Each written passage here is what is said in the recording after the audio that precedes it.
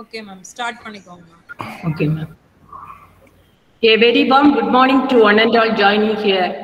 On the behalf of Biochemistry and Mathematics Department, I welcome you all for the 10 days of Faculty Improvement Program online short-term course on Biostatistics and R Programming. Now I call upon Mrs. M. Indumari Madam, Head and Associate Professor, Department of Mathematics, to give a recap of 6-day session. I welcome you, ma'am. Thank you, ma'am. Okay, thank you. Good morning to one and all. On behalf of our Biochemistry and Mathematics Department, I welcome you all for 7th day FIP online short-term course on Biostatistics and R Programming. This is a wonderful session and I am so impressed with the skill and professionally assembled here. I am privileged and humbled to take this opportunity to recall the previous sessions. The first day, Dr. R. Jaishankar opened the webinar by providing an overview of biostatistics and introduction. He recalled the webinar of biostatistics and introduction. The second day, Dr. R. Jaishankar sir described the basic features of the data used in the descriptive statistics. He explained the main purpose of descriptive statistics to provide a brief summary of the samples, the measures of central tendency, and the measure of dispersion. In the third day, Dr. R. Muthukrishnan sir presented the keynotes addressed on the basic of R programming. He discussed the basic concept used in the statistics related with the best suitable example, which are essential for the understanding of R programming, especially for the data analyzed and graphical representation. Dr. R. Jaishankar took session on visualization of data. He recalled the webinar of biostatistics and introduction. Then he outlined one of the most convincing and appealing way in which the statistics results may be presented through the diagrams and graphs. In fifth day, Dr. R. Jaishankar started his session on hypothesis testing. His presentation mainly focused on two areas, correlation and regressions. He narrated about the types of correlation and the test of significance of correlation coefficients. In sixth day, Dr. R. Muthukrishnan sir presented the keynote address on the predictive modeling, regression, correlation, and cluster modeling, which are essential for the understanding of R programming. Every day, participants raise their queries in sessions and they are clarified by the resource persons. Today's session will be moved on with Dr. R. Jaishankar sir, Professor, Department of Statistics, Bardiyar University, on the topic is predictive modeling. So I assure that this session will be so helpful for us. Thank you so much, sir. Ma'am, over to you, ma'am. Thank you, ma'am. Today the session will be moved on predictive modeling by Dr. Jaishankar sir, Professor, Department of Statistics, Bardiyar University, Coimbatore. I welcome you, sir. Thank you very much for your nice recap of all the sessions which went last week.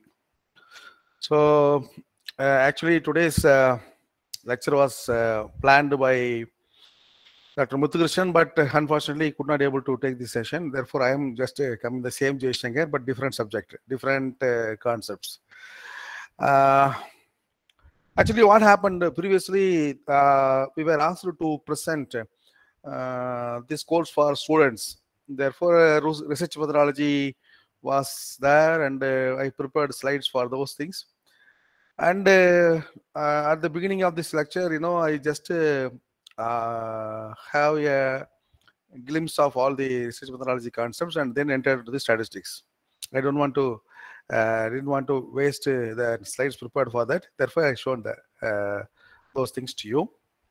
Later, I have given so many lecture programs, but every lecture program will be underlying only one particular statistics area or particular methodology. I will explain the methodology, and I used to show the methodology by means of usage of some package and many things. And this is the first time in which I am giving almost full of statistics, starting from the definition, going through descriptive statistics, and now and correlation, regression, and now coming to the inferential part of statistics.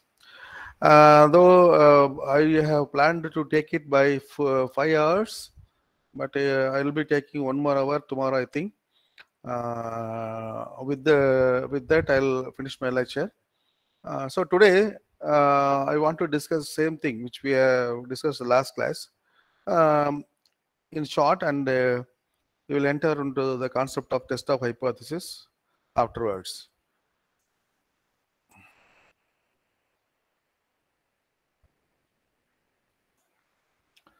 As all we know, I don't know how you feel as a teacher, but when it comes to the presentation, or when it comes to teaching by means of online, I do not know how many of you are interested in teaching online, but everybody will be interested in hearing through online. But the teacher has to impose everything as he did in the case, of course, more than that of classroom teacher teaching. And he has to explain everything. Now, what to do? Though we like or don't like, the things has to be done in that way in the situation of Corona. Okay, we'll move to what is called statistical inference and test hypothesis. I'll quickly go through what we have seen earlier in test hypothesis class within a short span of time. The things which we have studied like mean, mode, median are called descriptive statistics. They are coming under data condensation. So they condense the data into some values. Through those values, we can understand the habit of the or characteristics of the population. So those things are called descriptive statistics. It describes the phenomena of the population or data group or dispersion, whatever you call. No, that is called descriptive statistics. That is for first division of statistics. Next division, major statistics can be divided into two major divisions. One is called descriptive statistics. Another one is called inferential statistics. What is inferential statistics? I will explain that. Perhaps this term inference is something different. I will tell you later. During your +2, many of you would have come from physics or chemistry, would have gone through laboratory experiments. So in physics, for example, while we are doing a particular exercise, particular problem, at the end, what you are writing, what you will write in the record notebook? Yes? Anybody? Suppose you are writing vernier caliper exercise, measuring the something screw cage, thickness of the glass plate. That was the experiment that we have done. Resulting, sir. You used to write result. Of course, we used to measure it 4 or 5 times. Yes or no? Only one time. We used to measure 4 or 5 times and then find the average. We write it as result. Why we measure 4 or 5 times, that I will explain it later. But in chemistry, will you do so while you are doing salt analysis? Do you remember? You are +2. I am making you younger. While doing salt analysis, what have you written at the end? Yes? Anybody in the class? Inference, sir. Inference. What is the difference between inference and result? Why we did not write it as result, only inference? Conclusion, sort of. Not so. From that result is somewhat a definite answer. Inference is not so. Why? Given a sample of salt, we decide which salt it is. So we are making our analysis based upon the sample. Therefore, such such results are known as inference rather than simply results. What is observed from the sample, what is observed from the salt analysis, that we write. Therefore, we call it as inference.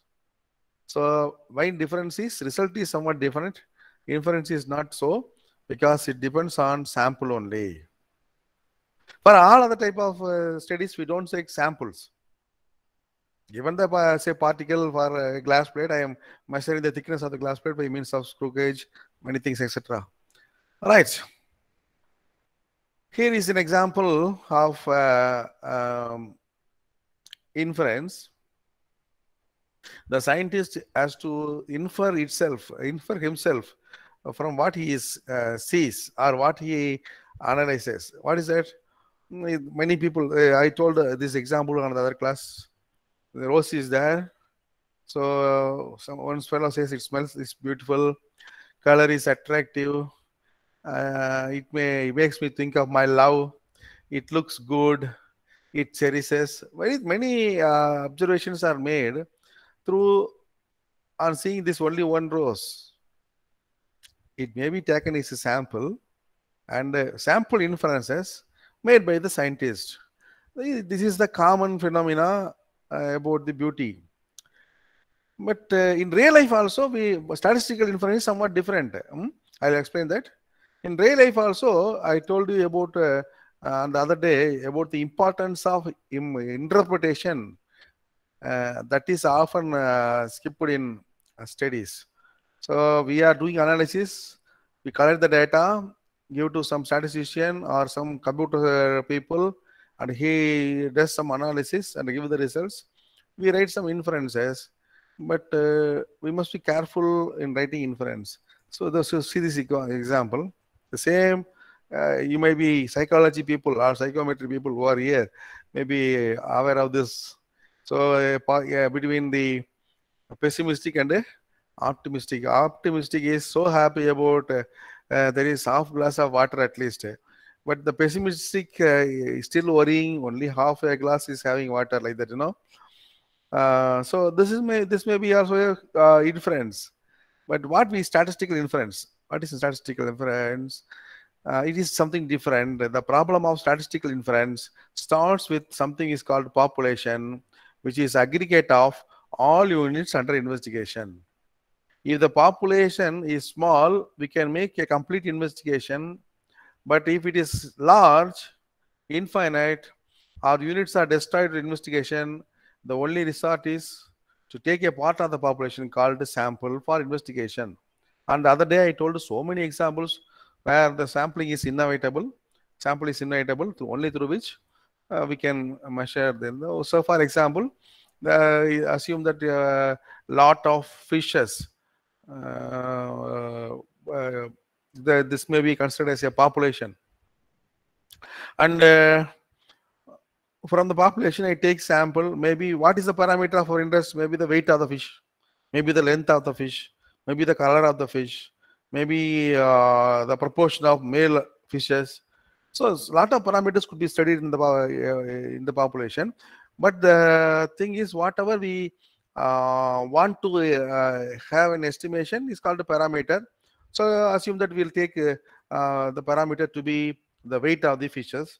So instead of weighing all the fishes in the population, I'm weighing only a sample of fishes. And the function of sample observations, we always call as statistic, parameters and statistic. Any function, if you add all the weight of the 4 fishes taken as a sample, then it is also a statistic. If the statistic is used to make inference about the population, it is called estimator. So what is statistical inference? It deals with development of procedures for detecting the facts about the population through the samples taken from the population. That is called okay.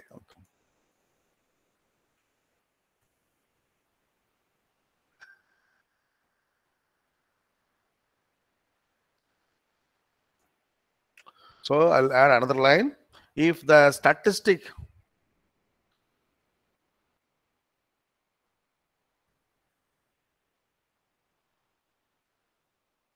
if a statistic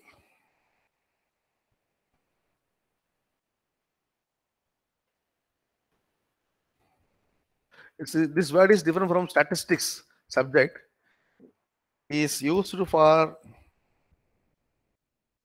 estimating an unknown parameter.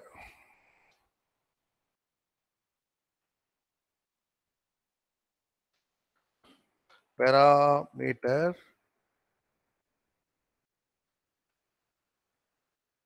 then it is called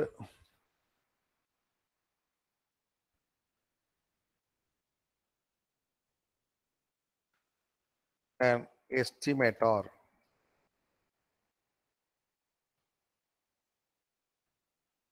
Okay, this is so if it is used, any function is called a statistic. Suppose I told you the sum of all the items, sum of the four fishes, weight of these four fishes is nothing. If you add that in that way, this is called an estimator. If you multiply all the weights, then also it is called statistics. So when it is called estimator, if we use that formula to identify or to estimate the unknown parameter, then it is called an estimator. Okay, come to the point. What is the approach? Identify the parameters, then take a random sample. We form some functions of sample observations called statistic to make the inferences about the population. And what next? And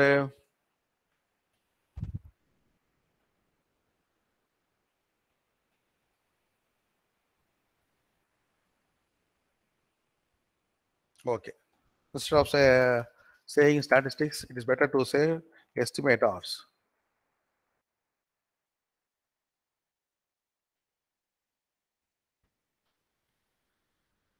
Okay.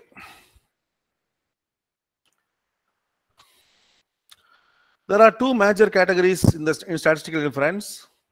The first one is called estimation, and the second one is called testing of hypothesis. What is estimation? Estimation is what we have seen in the descriptive statistics, finding the mean, mode, median, etc. These things are called estimate. If it is measured from the sample, then it is called estimation. And another one is called testing the hypothesis.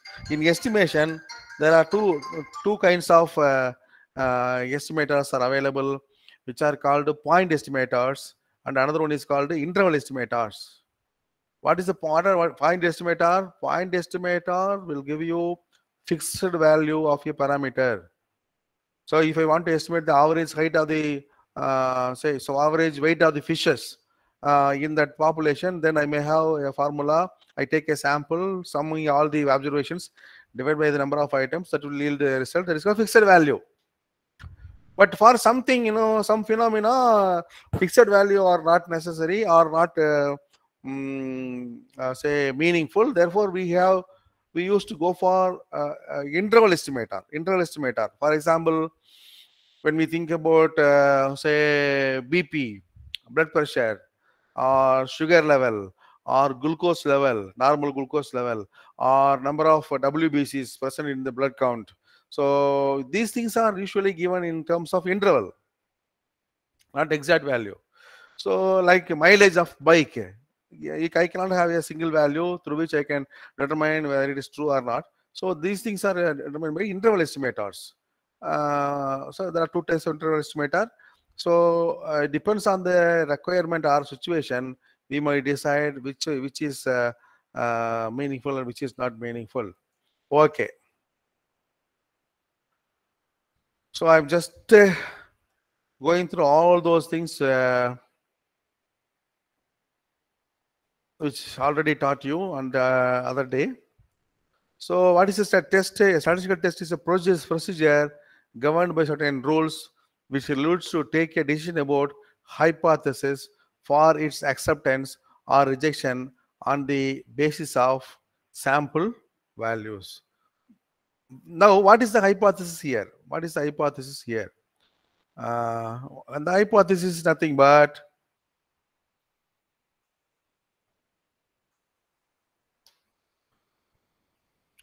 So what is hypothesis? Any guess?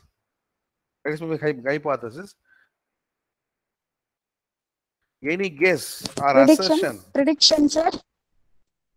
Prediction about Prediction anything. means prediction is about the future only, or any guess about the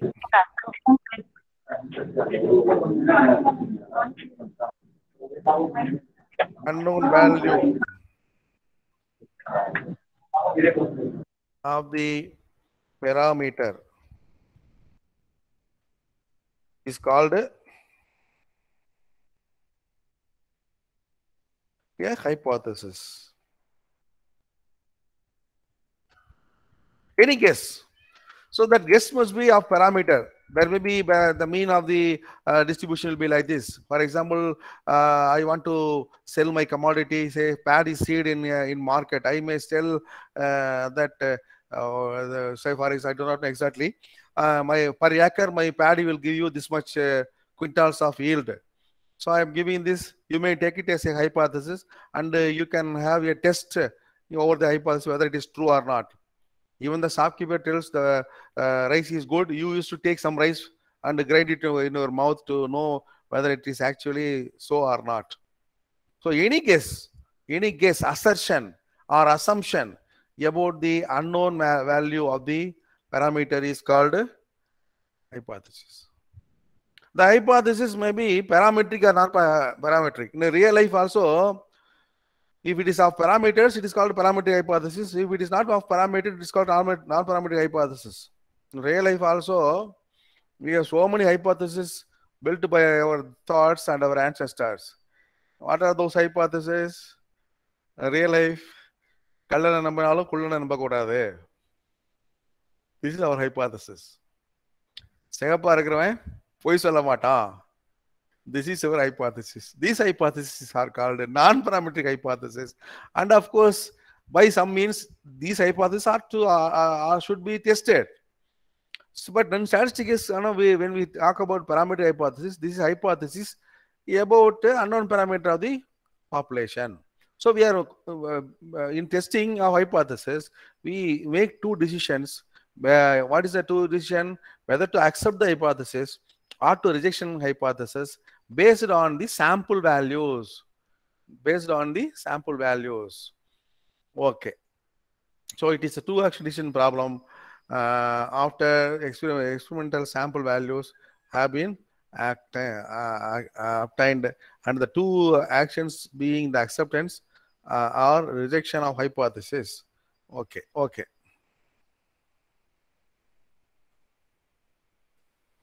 All right. I told you about parametric hypothesis or non-parametric hypothesis. An example for this parametric hypothesis, the group of observations is a sample from normal population with the mean, with the mean mu and the variance sigma square. And if I make a guess about this mu or sigma square, this is called parameter hypothesis. And of course, look at this. All these observations are coming from a normal population. This is also a hypothesis, but this is not a parametric hypothesis. This hypothesis is concerned with the population characteristic, population itself. This is the hypothesis about, this called, and hence it is called a non-parametric hypothesis. Look at this hypothesis E. The samples belonging to the same population or identical population. This is also a non-parametric hypothesis. Like we say that like that, all the observations are coming from the same population. So this is an unparametric hypothesis. All right.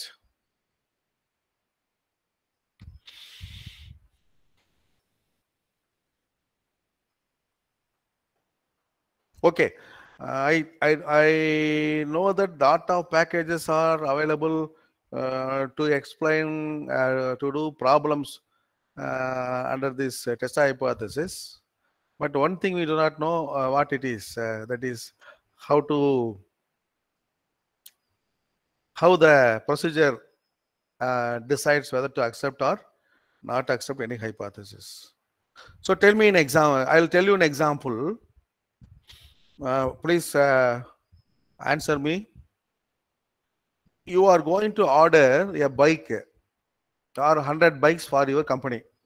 Think that you are a big fellow, big business shot who is requiring 100 bikes to give to your say workers. So you wanted to purchase 100 bikes. Before purchasing the bike, you want to have a measure of its average mileage. Measure of its average mileage. Suppose that it is said that my bike will give you 50 kilometers per liter. 50 kilometers per liter. So for purchasing the bike, for making an order, you purchase, you want to test. When you have to purchase 1,000 or 100 bikes, you are allowed to test its reality. But when it is not so, nobody will give you a bike for sample. Suppose, assume that you take 10 bikes as a sample from the population of bikes, and you measure the average mileage given by the 10 bikes. Remember, the manufacturer claims that my bike will give you 50 kilometers. Everybody will accept that if it is 50. Will you accept it if it is 49? Yes. There are more than 100 fellows are saying yes. You have to open your mouth.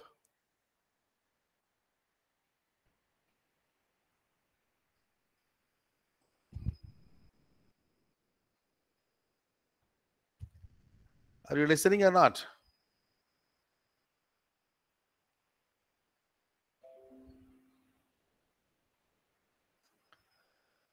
Hello? Can you catch my question?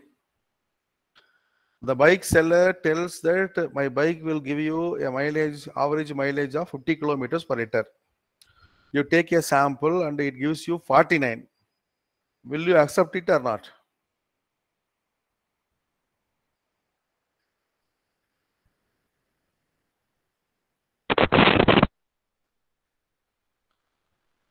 Yes.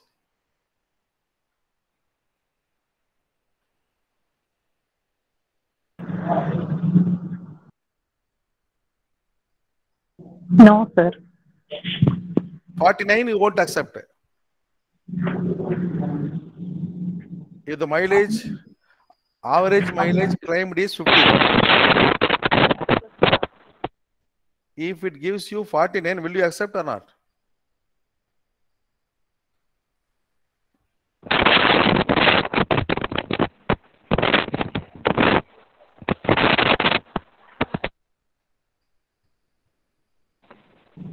So the answers are in the chat box.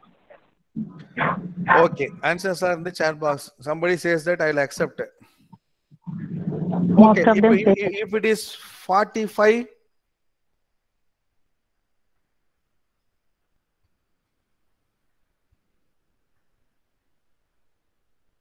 no, sir. why? Why? Because the difference is more, you may be coming to the conclusion that the claim of the seller is wrong. Therefore, you won't purchase that bike. But remember, who said Narmada Sada Sivam? Madam Narmada Sada Sivam said, even for 49, I don't accept. If she is in that mind, nowadays we cannot purchase any bike because they used to give you a star in the average mileage under normal standard test conditions only like that. Okay, coming to my discussion. For Narmada ma'am, only one difference is highly significant. For you people are allowing up to 4 kilometers difference, but when it comes to 5, you won't accept it. Some, or in other words, suppose you are accepting for say 46 kilometers, then the difference is 4. You may think that the 4 is not at all significant difference. So the difference is appear to be not significant, whereas for Narmada ma'am, that only one difference appears to be significant. Who can decide how much extension we can give from the claim of the seller? So that is decided by what is called a test-off hypothesis. It gives you a common decision making to find which difference has to be considered as significant, which difference is not considered to be significant. There comes to the question called sampling fluctuations. Sampling fluctuation. Sampling fluctuation is what? You take a sample of 10 bikes, that will give you one value. If you take another sample of 10 bikes, it will give another value. So sample to sample, some differences are there. Such differences can be accommodated. Therefore, if the difference falls in such a range, then it cannot be, no need to consider the difference. If it is more than that, then you have to consider the difference. Therefore, what is written here? So the difference can be attributed by two causes. One is called it has arisen due to errors of sampling, and the hypothesis is true, or it has arisen due to actually the parent population of the sample is different from the population considered, and the hypothesis is not true.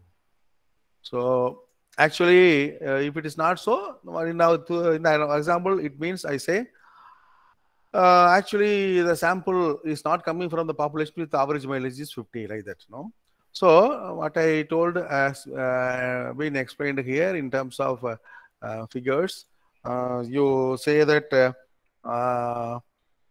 you have a sample estimate here, x bar, and you have the population mean mu, which is unknown.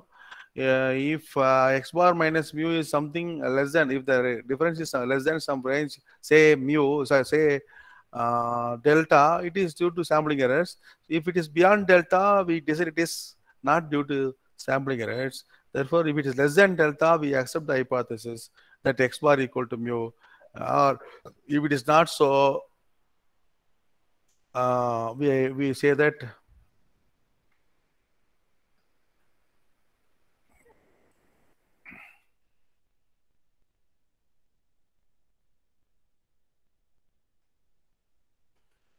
okay, we say that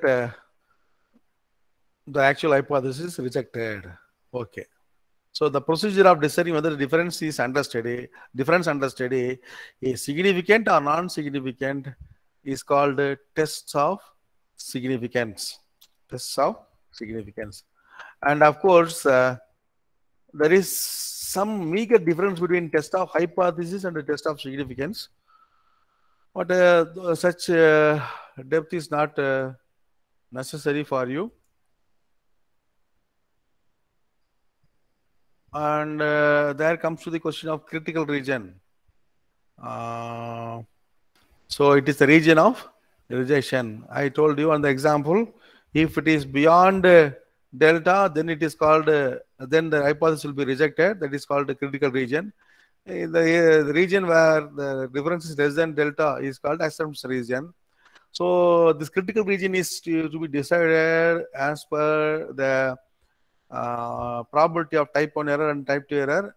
As I said in the previous class, in statistical hypothesis testing, we fix one, say, both, I told you about both errors, type 1 error and type 2 error. And the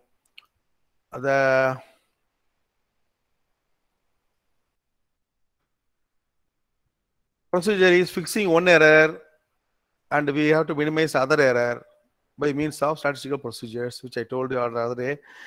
when we come to probability that hypothesis test, testing hypothesis, we are also have one thing is called power of the test.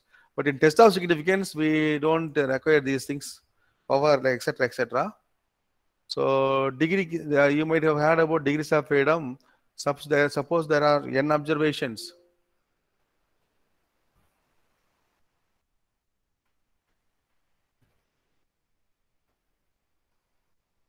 N sample observations to which we have to give the values.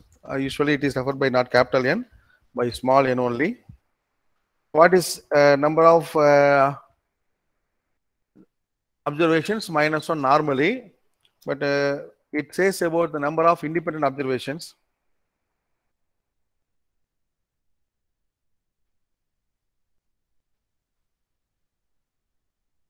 So given the value of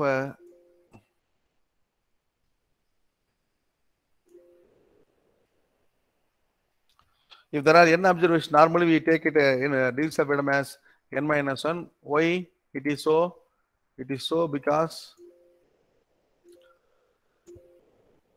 it is giving only the number of independent observations, total number of observations minus the number of independent constraints. For example, how it is studied? It is studied by this. Instead of saying, say, when I have 4 subjects, for example, I have 4 subjects. I give you the average value. I give you the average value.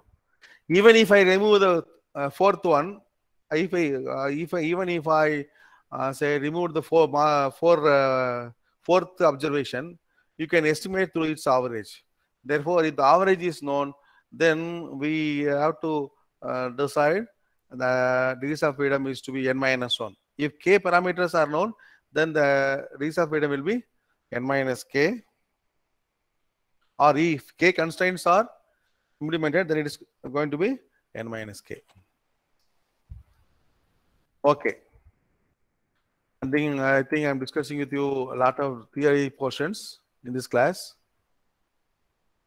So what is the normal? You have to fix the hypothesis and the level of significance, compute appropriate test statistic, and then the test statistic follows which of the distribution called sampling distributions, z, t, chi-square, f, etc. That is in statistics. And we have to say specification of the critical value of the test statistic.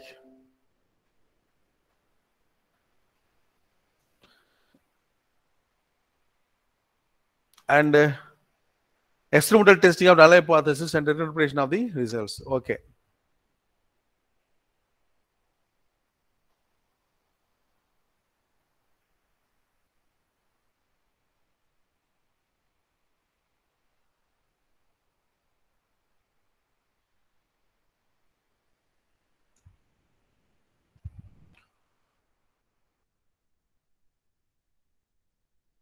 Okay.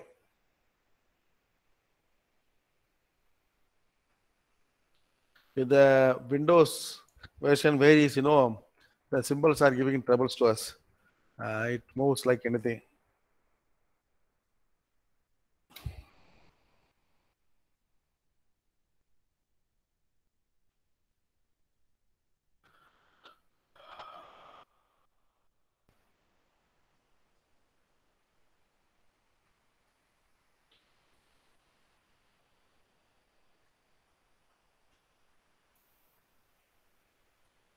The hypothesis which we want to test normally taken as null hypothesis.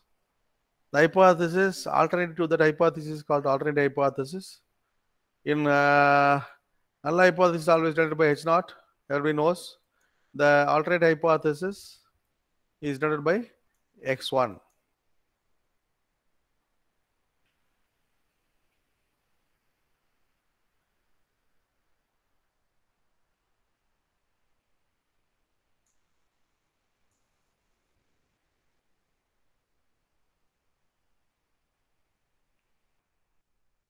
Okay.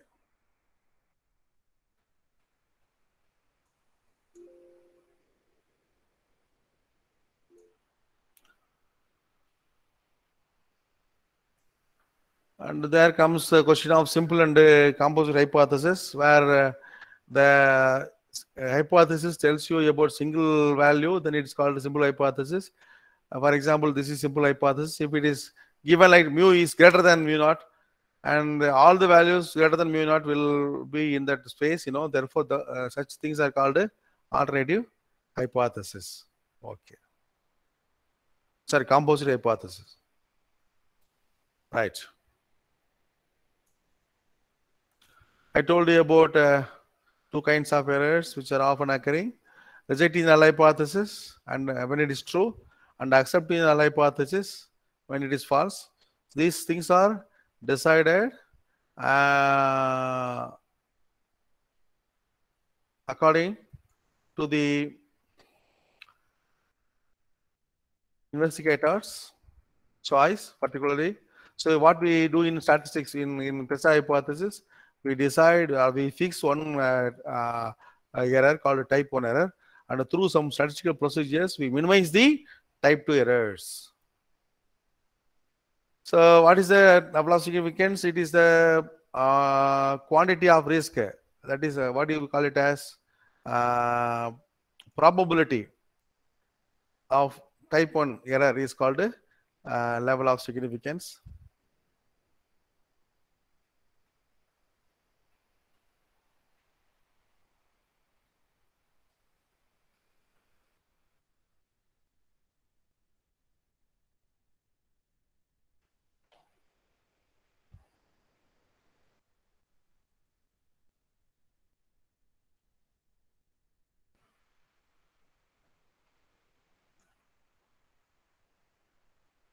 Okay.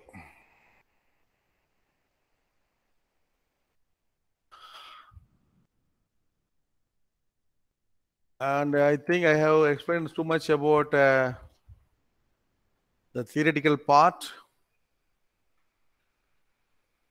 And the p-value, it is often asked by many people that why this is p-value. This occurs why? Because the computer packages not fixing the problem. What we do in statistics is we fix the probability of type 1 error, we minimize the probability of committing type 2 error. That is the main logic. But in using packages, it finds the value where the H0 is rejected. Therefore, that is called the p-value. That is called the p-value. If the p-value is less than, usually if I fix the level as say 0.05, if the p-value is less than 0.05, then we reject the hypothesis. Otherwise, we accept the hypothesis. All these concepts are explained here. As I told you, another explanation of p-value. What is p-value? P is the probability of being wrong when H0 is rejected. When the level of significance is set to 5%, what I have told you, 5%. 5% means what? Is what? 5 by 100, 0.05. And the test statistic fall in the region of rejection, then the p value must be less than or equal to 5%.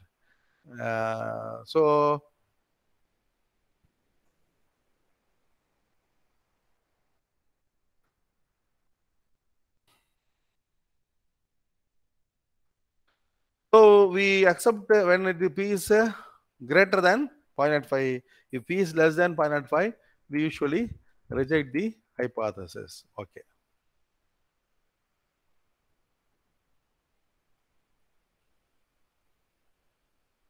Okay.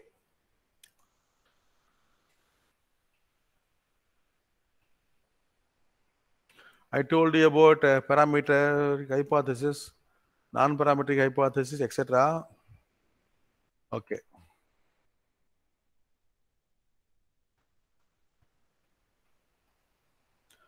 So, after having much explanation on the theoretical part, I'll come to exploring the problems or tests, various tests which are available in testing hypothesis. A lot of tests are available, but I want to outline one small amount of test. I told you as testing hypothesis, first we have to formulate the null hypothesis, and we have to specify the sample size.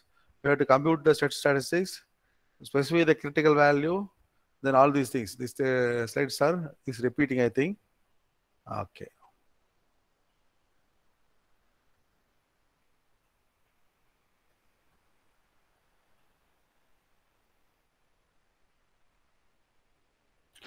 Then comes to the question of large sample test. In statistics,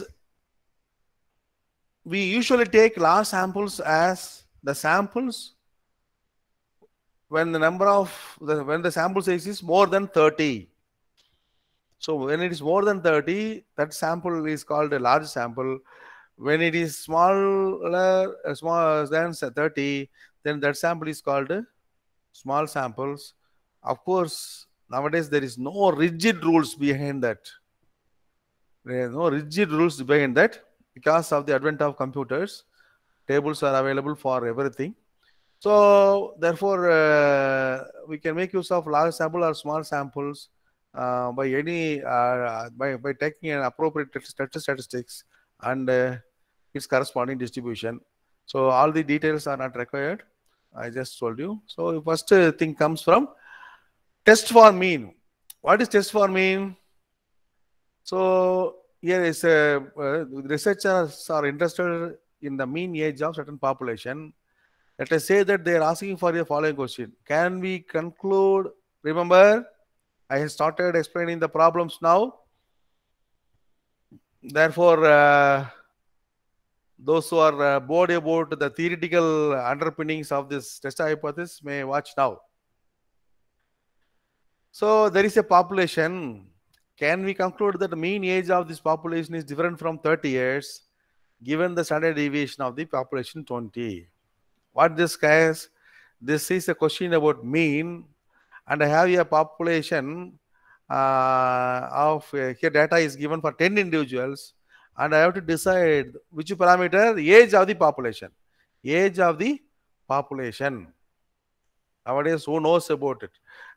Even the census, say, of India can make, or some people who are making inferences about the future outcome of election may take a sample of, say, people of certain age, and they ask them to the question that which party you will vote. So from that they may have an estimation of winning party. And here our interest is not that our interest is only the age. So I take 10 individuals. I computed the sample mean is 27. So 27 is not equal to 30. Then what is given is as taken as null hypothesis 30. Nobody knows that, as I told you earlier, 30 is not equal to 27. But what is the difference? Is difference whether this difference is considerable one or not considerable or are to be skipped. That is decided by test hypothesis procedure. Therefore, what happens? I use this test statistics x bar minus mu. Sigma is known. So when sigma is known, this statistics will follow normal distribution, and I can fix the level of significance as 5.05, and the value for normal distribution is, say, what 5% is 1.96. Therefore, if the calculated value is less than table value, we accept the null hypothesis. Otherwise, we reject the hypothesis. Again, I am just coming to the same point. What is that? If the observed difference is greater than some value, then it is significant. If it is less than some value, it is not significant. So what is our conclusion here? We have calculated the value of z as 2.12 and table value is 1.96. Then so observed value is greater than the table value. Therefore, difference is vast. Therefore, what is my proposition? The mean age of the population is not equal to 30. Mean age of the population is not equal to 30.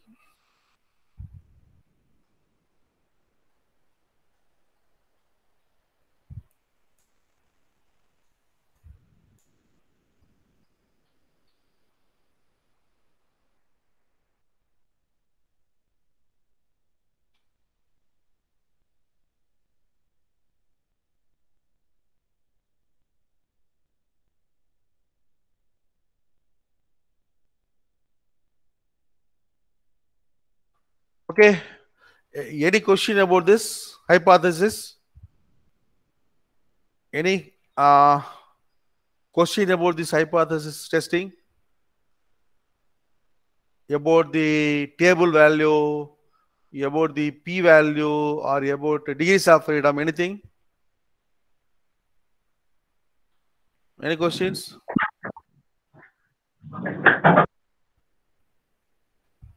Yes. Shall I move to next slide? Okay, sir. Okay. Here, test the difference between two means. All the problems will be explained by making use of R package in future. But here, all the problems can also be done by even Excel, even by SPSS. Because the people who are ready to go further can write coding of their own for different scenario. R is admired, Python is admired.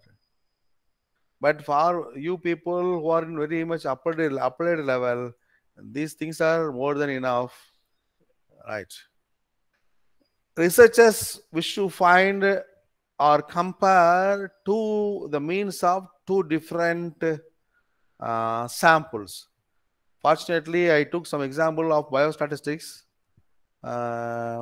Here, mean serum uric acid levels are measured for normal individuals and for individuals with Down syndrome. And they have taken 12 normal individuals, 12 individuals with Down syndrome, 15 individuals with who are normal, and they have measured the first categories. So uric acid is 4.5 milligram per 100 ml, and the next category is 3.4 milligram per 100 ml. And the variances are of the two samples are 1 and 1.5 respectively.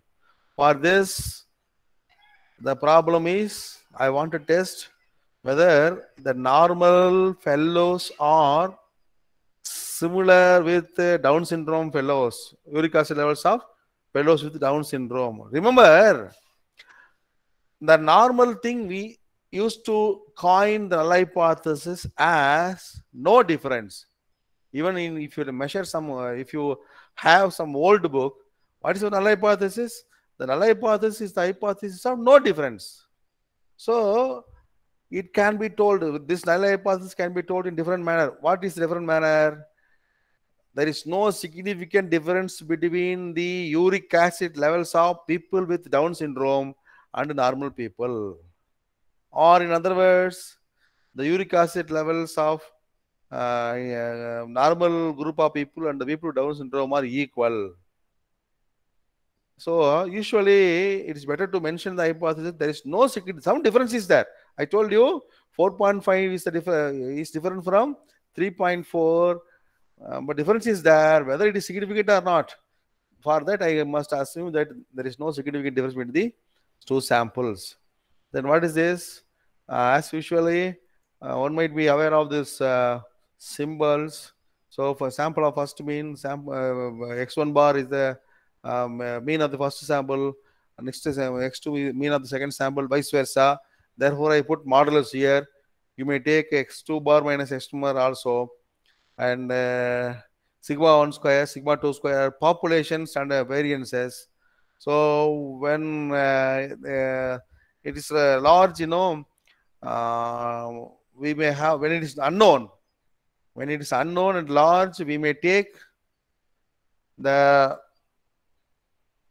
sample means S1 bar square, S2 bar square as the estimators of sigma 1 square, sigma 2 square. So using which I get the value that is equal to 2.57. It means, again, when we compare with normal distribution only, see,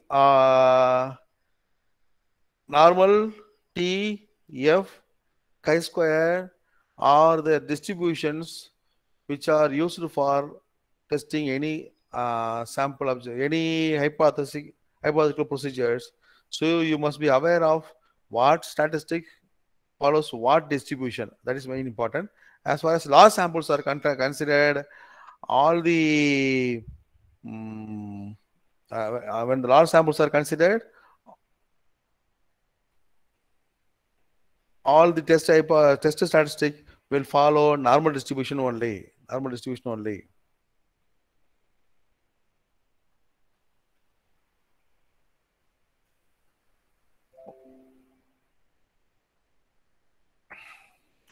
Right? So what is this? This is a higher value. Calculated value is higher. This value is higher. Therefore, what is our hypothesis? What is our interpretation? The difference is significant. The difference is significant. So maybe the people with Down syndrome, in depth, what is where we obtained, what we have obtained from the sample for the people with normal is 4.5 and Down syndrome is 3.4. For the people with Down syndrome are having lesser uric acid levels. Okay.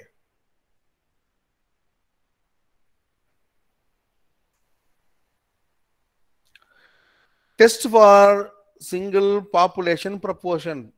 Remember, this test is of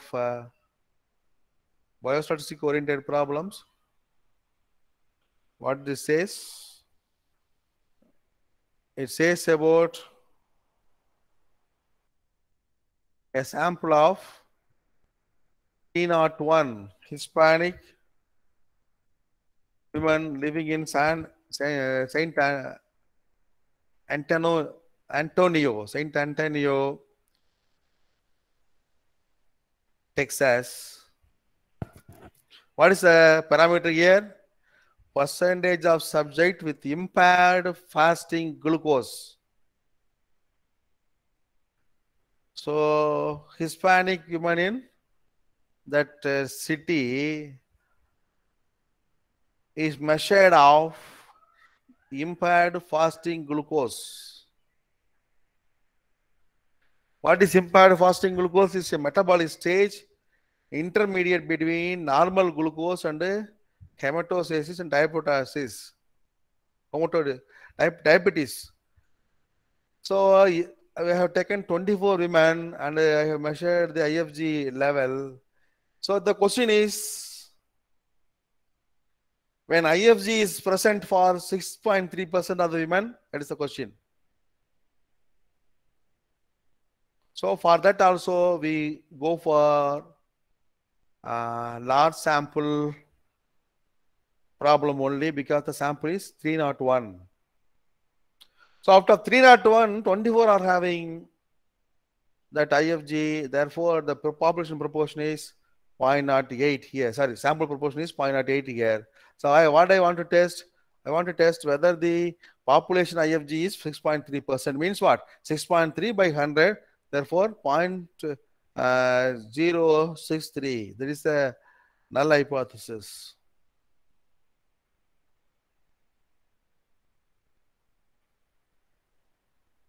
So this is statistics. As I told already, all the large sample tests are following normal distribution only.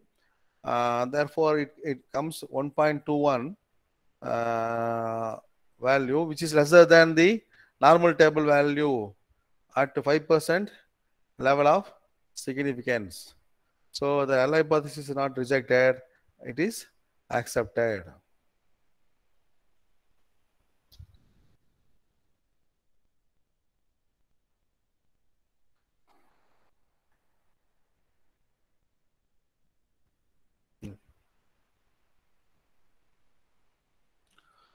So what is interpretation here? Population proportion is equal to the sample proportion only. So it cannot be concluded that the sample population proportion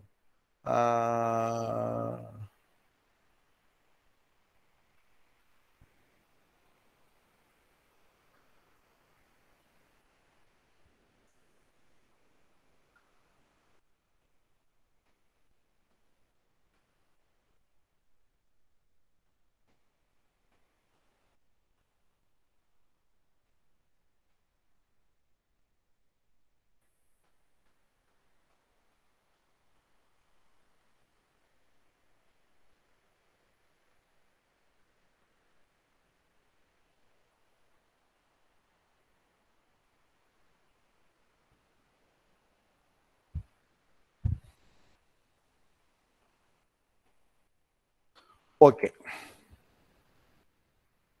So here also I can quote an example that many people in the first corona stage, they said elderly people are more vulnerable for the say deaths, so and so, the corona infection also. So what should I might we say? What should I test? I test the number of people. For example, if my parameter is the proportion of people died with COVID, I may take the proportion of people who, so for example, whose age is more than 60. So I can calculate calculate the proportion, and through that proportion, I can test whether their claim is not valid or not. So that kind of test can be done here. And like means, I can compare the proportion of two groups of means here also. Noonan syndrome is a genetic condition that can affect the heart, growth, blood clotting, and mental, physical. There are a lot of diseases are there in the world. But what is our hypothesis? I took a sample from females and males. If you consider the case of corona, who are affected more? Men are affected more than that of female women. When I look into the figures, so like that, here they have the hypothesis whether men and women are equivalent in their proportions of affected with Noonan syndrome. So as I told you, there is no significant difference between men and women. That is the hypothesis to be taken here. And this is the test statistic through which we can find the answer, and we compute the proportion of the say out of first 44 females, 24 are with Noonan syndrome, 29 males, 11 are with Noonan syndrome. Therefore, I calculate P1, P2, and also by this formula I calculate P also. Okay. And what is the tested statistic is nothing but I use this statistic. So I arrived with the value that 1.39, which is less than table value at 5% level of significance. Then the null hypothesis is not rejected. Here,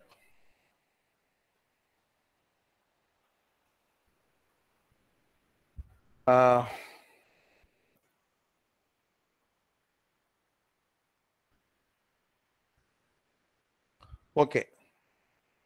So as I told that example, whether to test whether the proportion of males are affected is equivalent to that of females, I can make use of this hypothesis.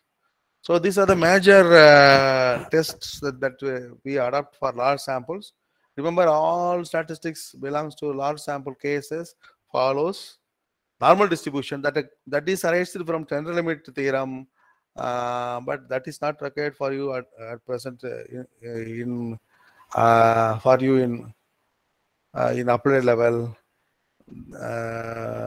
What is small sample test? As I told you, there is no rigid rules between as small and large nowadays, but usually we consider a small sample when the sample size n is less than 30, and the population variance is also unknown.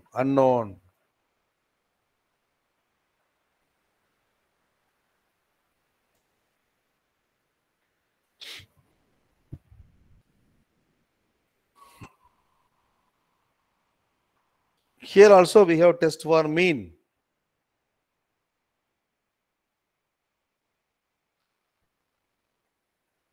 It is called the students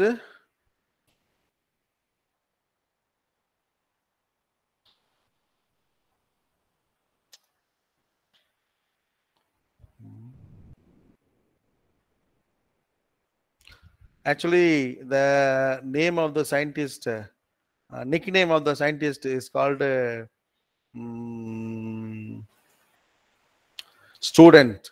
he put his name as student, and therefore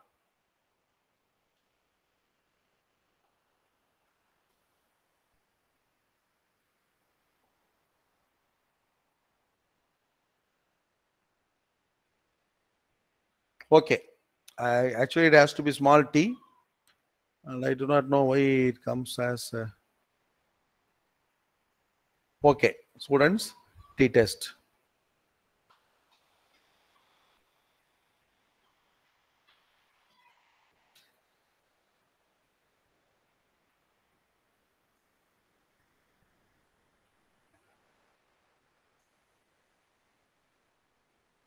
Okay.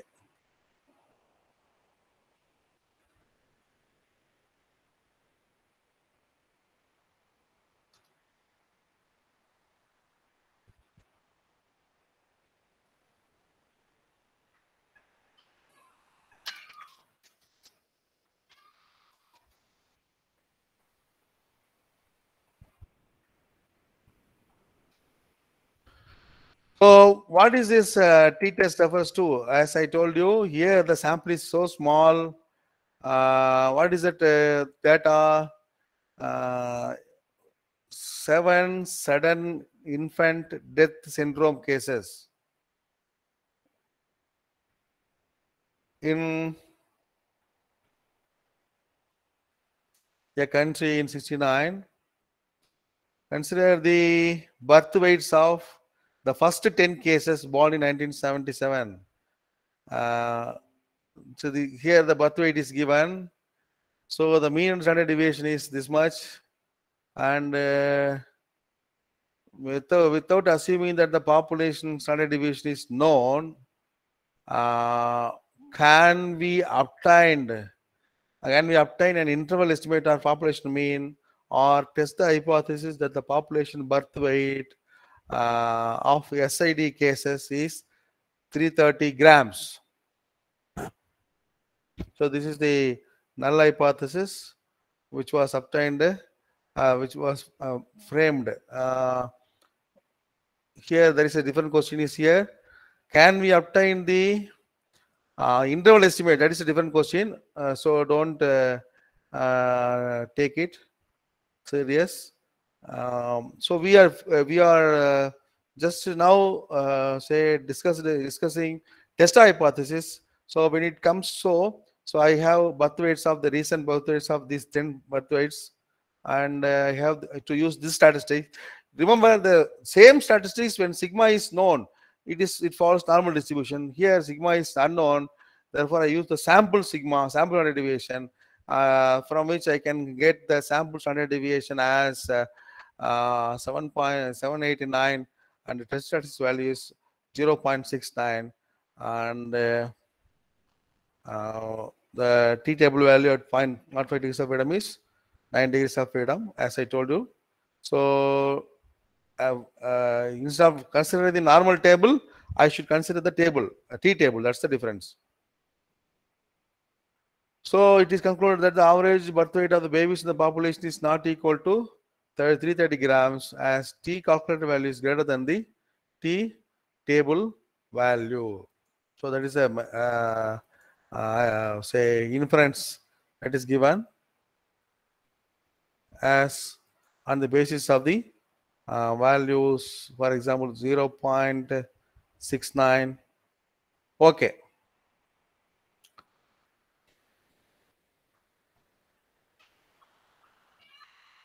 Actually, I have prepared this PPT using 10 version, Windows 10 version. Now it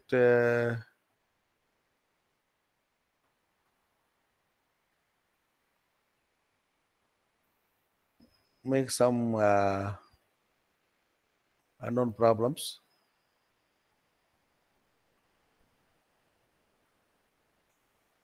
Okay. Now, as I said, I can compare the means of two populations, as in the case of large samples. Here, comparing the hemoglobin level of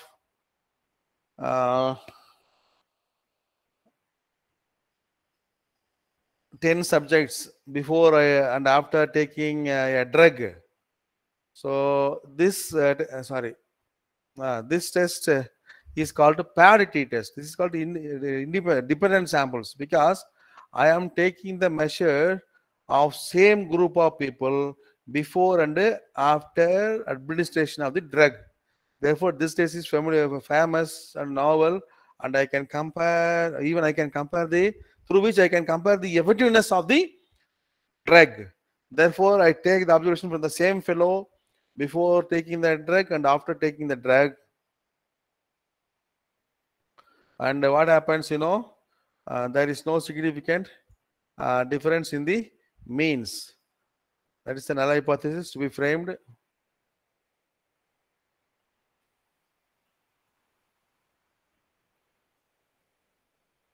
Okay.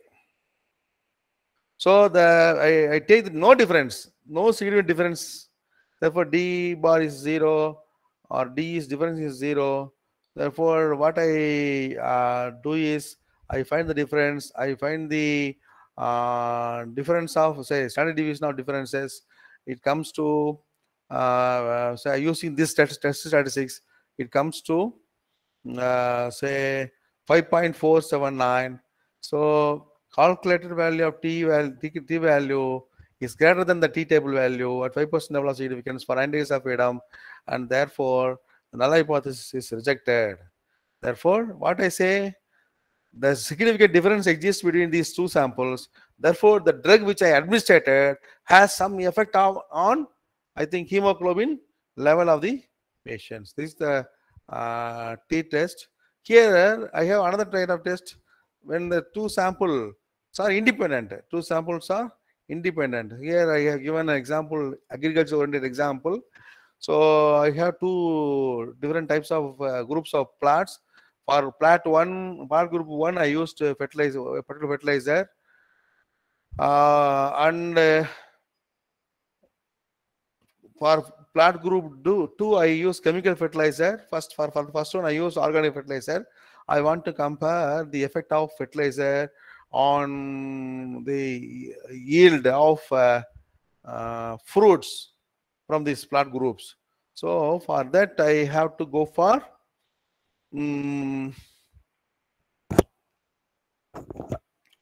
this t-test for equality of two sample means. Note that this is something different from what we have seen earlier. This is here the samples are not dependent, two different groups. There we took the observation from the same fellow before and after giving the drug. Therefore, this is the test statistic, and these are the calculations. It went 2.72, and it is greater than the table value. Therefore, the null hypothesis is rejected. Hypothesis rejected.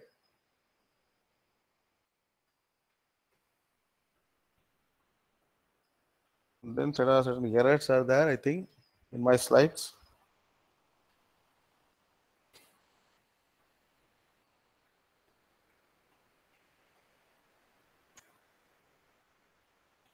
Some slides are coming as images, and some are coming as word only. Okay, so we have seen so far testing the equality of two means. There comes another group of test called chi-square test. 1 second, please.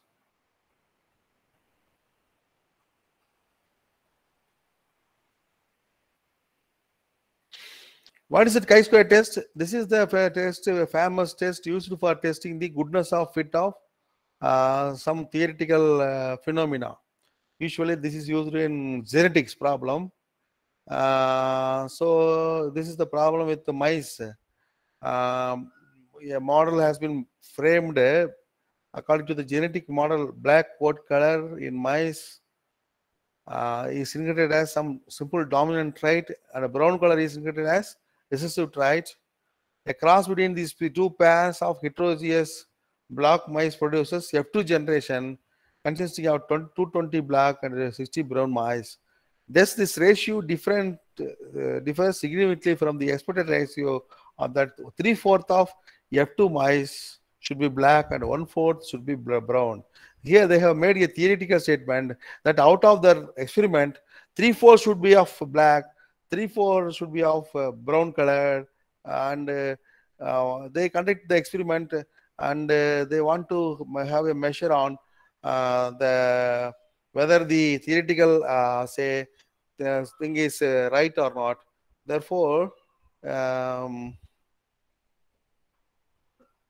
total number of F2 mice was 280. So when it is comes to 3/4% is 210. This should be the expected frequency, theoretical frequency for it to be 3/4, and 1/4 of this 280 should be 7. So if the theoretical rule is valid, then I must get 210 black mice and 70 brown mice. And what happens, I put observed is 220, but expected is 210. Here, out of brown observed is 60, but my theory says 70 should occur. Whether the observation obtained from the experiment is in agreement with the theoretical phenomena, I have conducted the experiment. So this is the chi-square test, and what I get is 1.91. So this value is lesser than the chi-square table value, and therefore the null hypothesis is not rejected. So our observed frequencies are incompatible with the theoretical frequencies. All right. The next one is the same chi-square test is used for testing the single variance, whether the sample variance is equal to the population variance, or the sample is coming from the population with variance, like that, Here, table values are given as such here itself. Therefore, don't worry about this problem. Look at the observations. So, a sample of 10 students are given below. And can we say that the variance of this distribution of weights is 20 kilograms? Can we say that? So, I calculate this test statistics for this problem.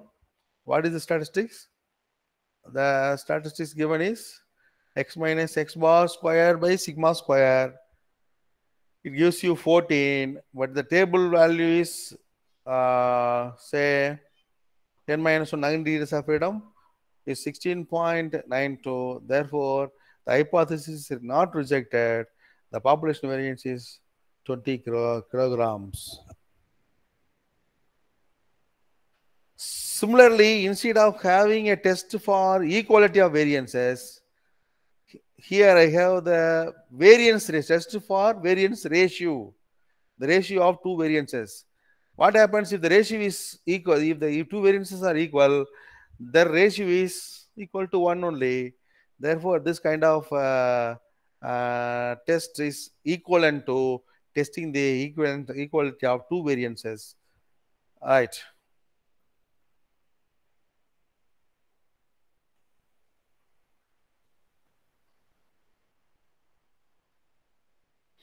Given there are two samples from two normal populations, so I want to test whether the variances are equal, but yet this test is called a test for variance ratio. It depends upon this statistic. So you must think that have an alert that use always higher sample variance in the numerator. That is the condition for using this test. Okay. So I get 0.707. Against the F table value is 3.36. The null hypothesis is not rejected. So all these things are done manually, but when you use the computer itself says about the p-value only, but you have to make an assessment that if the p-value is less than 0.05, if you fix the level is 0.05, then if it's less than 0.05, the hypothesis is rejected. If it's greater than, it is not rejected. So that such a thing has to be made when you make use of say any packages. Here, another test is available for test between two standard deviations. The problem has been given here with sample mean and sample standard deviation of two samples with their corresponding sample sizes. So there we make inferences about the variances. Here the same test is adapted to make inferences about the standard deviations. Okay, this is the test statistics to be adapted, but this follows normal distribution only. In statistics, we have some derivations to decide which statistics follows which distribution. There it follows followed Fip distribution. Here it follows normal distribution. It gives the value 2.283. So it is greater than set table value at 5% level. So the null hypothesis is rejected. Therefore, we do the two samples cannot come from the population with the same standard deviation. Okay, here another test is given called chi-square test for attributes. I think with this I may finish my lecture. So testing the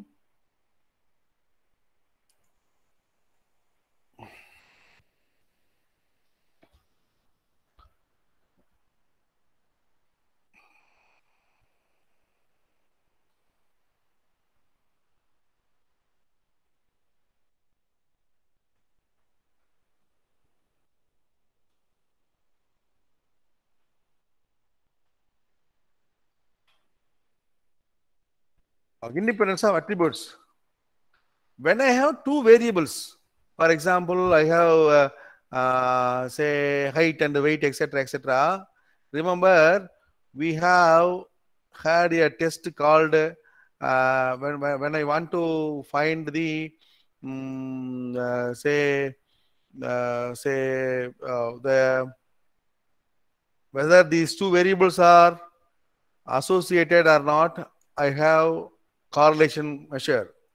But when it comes to the question of attributes, characteristics which are not at all measurable, then we have to seek the test for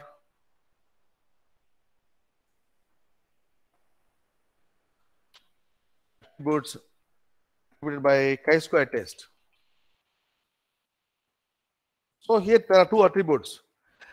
Whether the mortality during surgery is depending on pain or not, that is measured in this experiment, and the pain levels are measured in grades, ranks like that, say level 1, level 2, level 3, etc. They have measured the pain of the anginal heart to pain of the patients, and this heart to pain levels are whether to test these heart pain levels are say associated with the surgical mortality. For this we make use of chi-square test. So what is chi-square test here? As I said, there you assume that no significant difference. Here also we assume that they are independent. There is no connection between the pain level and the mortality level. So here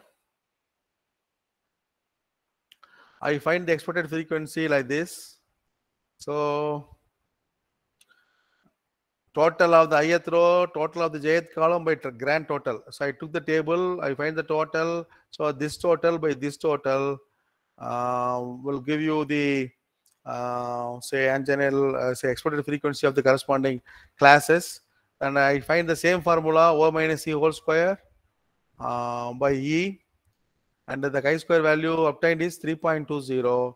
So degrees of freedom is rows minus 1 minus into column minus 1 reduced to 3. So this is 3 degrees of freedom, and it is obtained as 7.81. There comes the answer that calculated value is greater than chi-square table value. We reject the null hypothesis, and the anginal pain has a connection with the mortality. With the mortality of the patient during surgery. So this is the inference. So these are the main tests which are available. Test hypothesis all will be explained by sir in the next forthcoming classes in R. Remember, while framing the hypothesis, I still remember during my MSc degree, while framing the hypothesis, I wrote the population mean and the sample mean are equal. Like that I wrote. The fellow who evaluated my record, he cleared out all my records and says that your null hypothesis should be like this. How it should be? There is no significant difference between like that, and also your inference should be like this. The hypothesis is not rejected. You should not put accepted. The hypothesis is not rejected, or if it is rejected, you should say about the hypothesis is not accepted. Why it is so? I asked. He said, you are depending on the sample only. Therefore, you should not make rigid statement like accepted and rejected. Always use the word do not reject. It is not rejected, not accepted, like that. So that is a thing with the tears. I wrote my records during my MSc degree. I still remember. Okay, that's all to discuss with you today. There are another portion which is called non-parametric methods. When I discuss with the problems like this, the procedures like this, you'll just see and maybe getting bored. Whenever I go for packages and ask you to do the problem, then everybody will be getting interested. That part will be taken by Dr. Muthukrishnan tomorrow. Tomorrow or day after tomorrow. Thank you very much for your patience.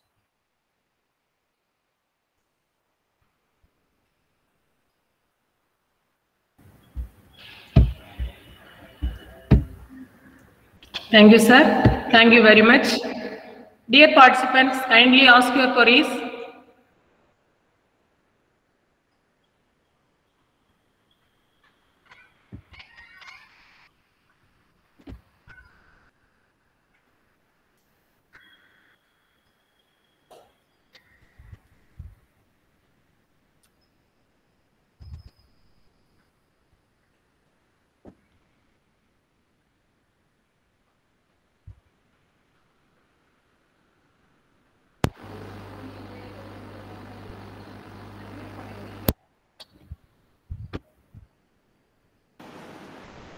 Any queries?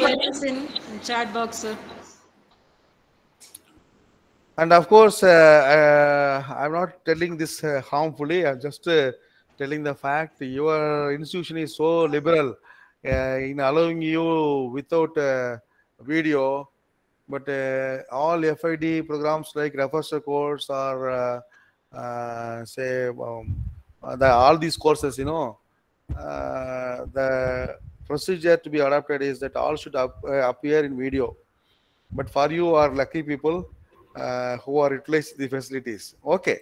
But yes, a teacher cannot be so. That is the main thing. What should I do? Okay. If there is no queries, I will wind up this session. Okay, thank you, sir. Now it's time for the vote of thanks. Good afternoon to everyone. It's my privilege to propose the vote of thanks on this 7th day of Faculty Improvement Program, online short-term course on Biostatistics and R Programming. First of all, I thank to our distinguished speaker, Dr. Jaishankar sir, for making excellent presentation and making this webinar interesting and meaningful. It was full of knowledge and interesting things. It gave deep insights into the topic and also revealed some interesting facts. Next, I would like to thank our Honorable Managing Trustee, Dr. K. Sendil Ganesh sir, Secretary Madam Dr. M. Dr. Saramma Samuvel, and the Controller of Examination Dr. R. Meera Raman for their motivation. I would also like to thank our Principal Dr. T. Shivakumar sir, Vice Principal Dr. M. D. Ayyapada sir, and DPT Staff Coordinator Dr. R. Dhanabalan sir for providing immense support to make the webinar with all possible. I extend my gratitude to our beloved senior faculty, Dr. S.C. Palaniswamy sir, Mrs. M. Shamina Madam, Head and Associate Professor, Department of Biochemistry, and Mrs. M. Indumati Madam, Head and Associate Professor, Department of Mathematics, to organizing the webinar successful. I am happy to express the vote of thanks to all directors, HODs, and faculty members in the various institutions. Once again, I thank you all for making the 7th day of Faculty Improvement Program a great success. Thank you all. Thank you. Thank you. Dear professors, kindly fill the 7th day attendance and feedback link.